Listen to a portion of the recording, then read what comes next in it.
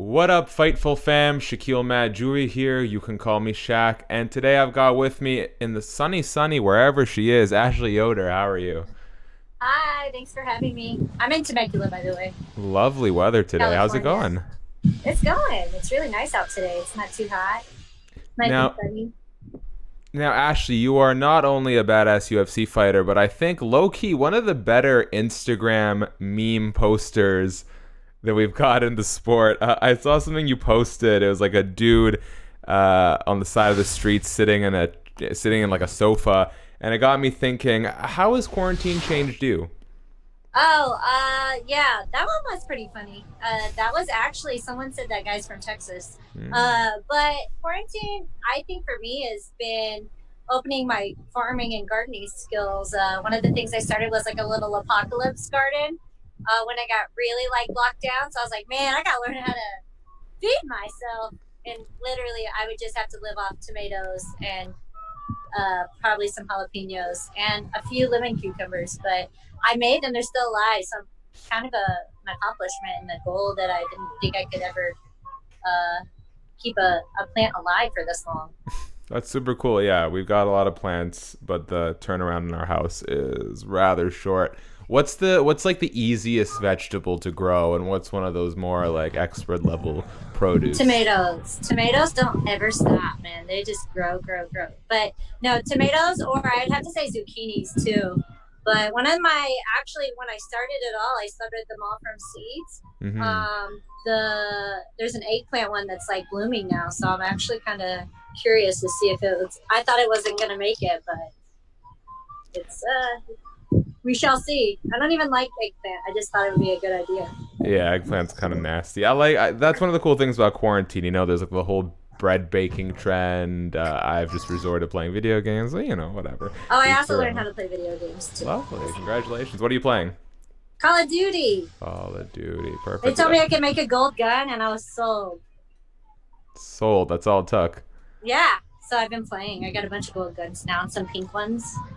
Okay, now, I feel like you and I could talk about produce and video games all day, but I think Us. someone will strangle me. So let's get a little into the MMA stuff. Okay. I saw you post some crazy training photos. You were in an Olympic-sized pool, it looked like. You got dumbbells. You're standing at the bottom of the pool. I think I saw like a torpedo or something, or some sort of missile in your hand at some point. Can you tell me a little bit about this underwater training you've been doing? Yeah, so a lot of those, the really good pictures are through ESPN. ESPN came and did a photo shoot with me for my South Carolina fight a couple fights ago, but I have still stuck with it. It's called Underwater Torpedo League, or Deep Hmm. Fitness is another side of it. It's just basically, a bunch of really awesome people that started it. A couple of guys that were in, I think they were Marines.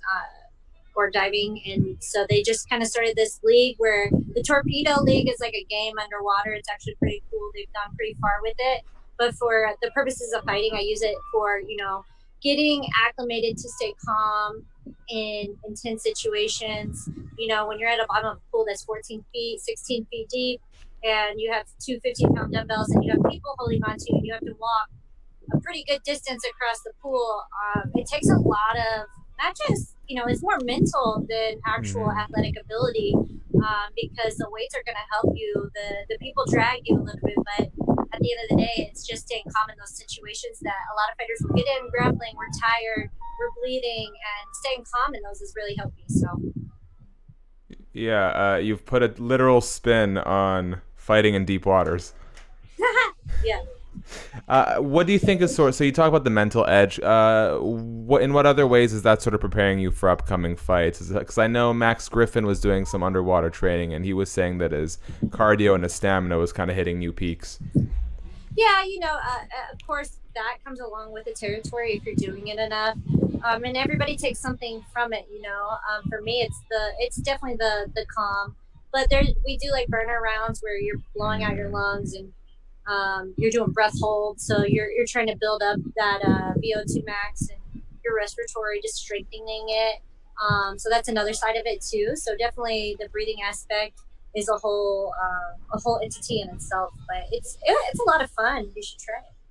I am a notoriously terrible swimmer, as the viewers can see on the little display screen next to me. But, I'm always open to trying something new. Like you said, you got to conquer some fears, right? I will tell you, one of the main trainers who breath holds for almost 4 minutes didn't know how to swim when he started. So Okay. I'm giving you hope, my friend. Appreciate it. You should take up some motivational speaking once the MMA stuff wraps up. Speeching. I think you got it right. I do that with my memes, and I try to inspire. Oh, you're killing it with the memes. Now, speaking of killing it, once you get to the UFC, there's no such thing as an easy fight. Everyone is at the pinnacle of the sport, but I think you in particular have gotten some very difficult matchups from the go. If we just go down the list, you got Angela Hill, Mackenzie Dern, and now you're taking on Livia Souza at UFC 252 on August 15th. How do you feel about the way you've been matched up thus far? Let's not forget about Justine Kish. She's a bad mama jamma, and I was terrified to step in the ring with her, and it was one of my best performances. So I think for me, that's the exact thing. I like to test myself. I think as a kind of a black horse or black sheep through the UFC. A lot of people didn't know me. I started martial arts when I was 20, and I was in the UFC just, pretty shortly after. I've been in the UFC too. I was on Tough 2015, so I didn't have a long career to really get known in any other martial arts or anything like that. So I think they just wanted to test me. They're like, this girl is kind of like a no-name person, so let's just kind of feed her to our best and see how she does. And I think I've held my own, so. 100%. When you sort of assess your upcoming fight with Souza, what is the biggest advantage each of you possesses? I think it's a really great matchup. I think my strength is definitely my length, and hers is going to be for her height, because being shorter and being a judo person, you always got to have your hips lower than someone, so it's going to be a given for her. For me, I have the outside pick-apart type length, so I think those are both of our advantages. And at the end of the day, I think it's going to be a fun fight because we both like to brawl. We both like to be on the ground. We're both black belts. So I'm just excited to see where this fight goes. If I'm not mistaken, this is your first time fighting on a pay-per-view event, correct? No. No? When did you find a pay-per-view last? Mackenzie Dern. We were the headliner undercard 222. Okay, now let's compare the two a little bit. I've been a fan of the sort of visceral, raw nature of the crowdless arenas. You can really hear the thuds, you can really hear the impact, you can really hear the trash talk.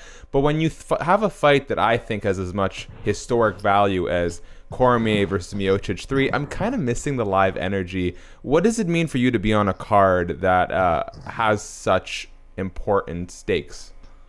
I'm really excited. I love both DC and Stipe. I even made a post about them and I don't know if you saw that. It was pretty Oh, yeah. Stipe is looking sexy.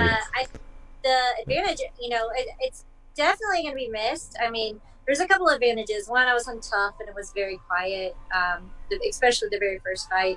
The other advantage is I won't have to hear the Brazilians yell for me to die. So, on that side of it, but I do, even any energy, good energy, people chanting in another language to die, you still have that energy, so I just like energy, but I definitely can make it happen without it. So I know that everybody at home is going to be watching, and I'm just excited to get back in there. It's been a while, so.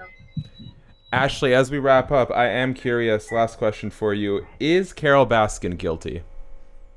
For sure. I have so many little stickers on my phone that says Carole did it. Yeah, she's definitely. I want to see the Oxygen Network reopen the case and do some investigation. I think they could. It'd be great. How do you feel about, who was it, Nicolas Cage got cast as Joe Exotic?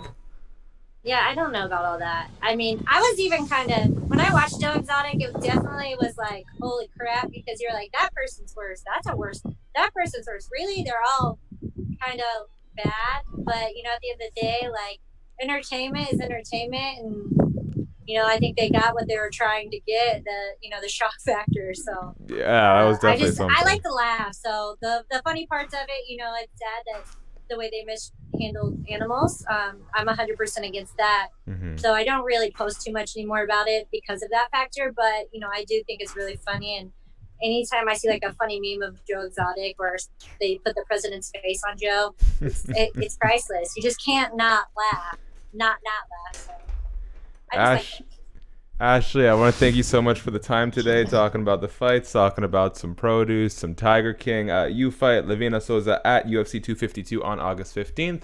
Best of luck, and I'll catch you next time. Thank you so much. Have a good day. Fightful